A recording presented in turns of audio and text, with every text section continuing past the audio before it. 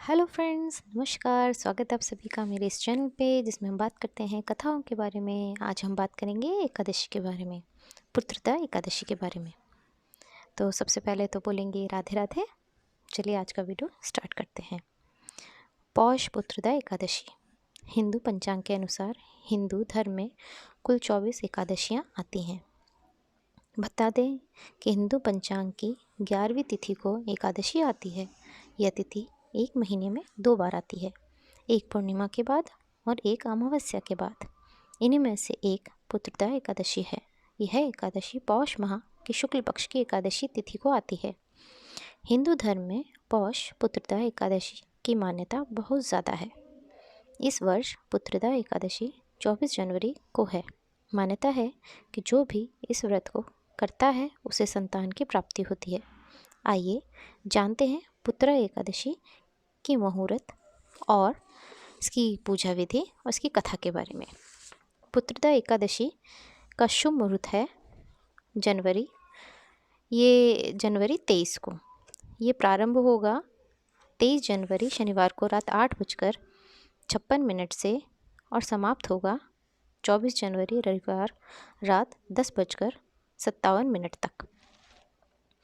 पारण का समय 25 जनवरी सोमवार सुबह 7:13 से सुबह 9:21 तक। तो आइए अब हम इसकी पूजा विधि के बारे में भी बता देते हैं। पुत्रदा एकादशी की पूजा विधि। पुत्रदा एकादशी के दिन सुबह जल्दी उठकर स्नान करें। इसके बाद स्वच्छ वस्त्र धारण करें। भगवान विष्णु को पवित्र जल से स्नान कराएं। फिर भगवान विष्णु को पुष्प चढ़ाएं और उनके सामने घी का दीपक जलाएं। इसके बाद सच्चे और साफ मन से व्रत का संकल्प लें। भगवान विष्णु को धूप दीप अर्पित करें और भोग लगाएं। इसके बाद भगवान विष्णु की आरती करें। शाम के समय कथा का पाठ करें। तो जान लेते हैं इसकी कथा। पुत्रदा एकादशी व्रत कथा।